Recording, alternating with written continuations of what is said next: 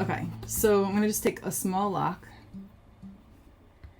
And very, very similar to the combs, right? I would just do like short increments. So I would go and I would tap at the tip end first. And I would just go very gently. And you can also do this with a hand carder too. I just find ergonomically for doing this with locks, it works a lot easier if I do it with the flicker as opposed to the hand carders, okay? But I'm basically going and flicking open the lock. So I'm removing all of the vegetable matter, but I'm also removing any of the super short fibers, and you can see that's true. Okay, obviously there's no green on it, that was from before, but you can see I'm removing some of the fiber there, and then I'll take it and I'll flip it over, and I just want you to see, you see how there's like these little like short bits? So when I go and I grab it, you know, on the other end, and then I flick it like so,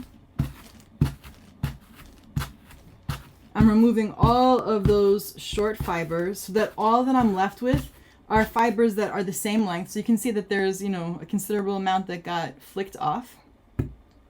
And then here I have just this really, I mean, technically I could just spin from this preparation, but if I wanted to make a worsted style bat, or like to try to get it to go on the drum carder, I would take a whole bunch of the locks like this. And then when I would go to feed it onto the drum carder, I wouldn't just take the whole thing and shove it in. Okay, so the idea when you're going to put the fiber on to the drum carder is you would want it to be as thin and as like opened up as possible. So I'm not trying to like, you know, shuffle it or rearrange it. I'm just trying to kind of like gently tease it open sideways so that the fibers are still going to be parallel when they go in, but they're going to be in very thin layers so that it makes it easier and it doesn't put in any like tangles or make the fibers kind of go back on themselves. So I'm just going to kind of put this brush in here and show you. Now, obviously I'm not going to prepare the whole thing, but it would be going in like so.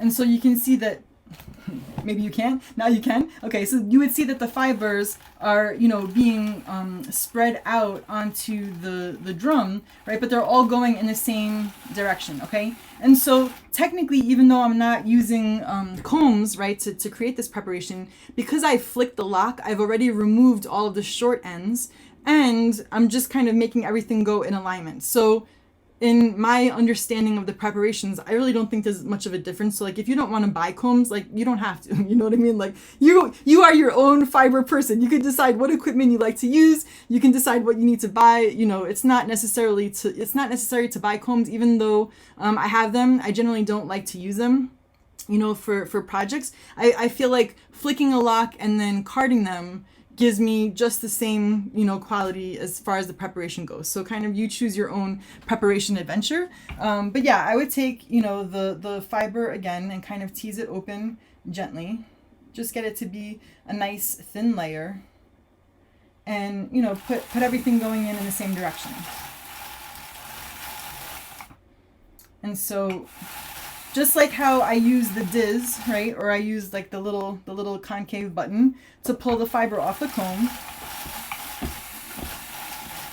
If the whole entire drum of the drum carder was filled, I would start, I would start over here on this end. So let me move this brush here. I would start on this end and I would work my way down. And so to do this, I would take the doffing stick. So it's basically just like a sharp spiky tool, and you would go under your drum carder like so. Now I think this might be enough that I can actually just pull it all through the Diz. So what I'm going to do is get my little hook. Okay, so I have the little hook here, so I'm going to go through one of the eyes of my button, and then I'm going to grab a wisp of the fiber and pull it through. And I'll move it so you can see what's happening. Okay, so what I'm going to do is I'm going to pull it down, and then I'm going to try to get it to go like off in this direction using the end edge of the drum carder here.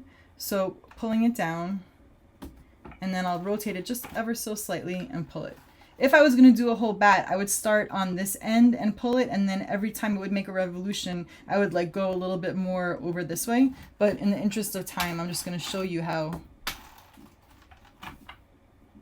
I would do it like this. Okay, so you can see that the preparation that I made on the combs versus the drum carder are pretty much identical.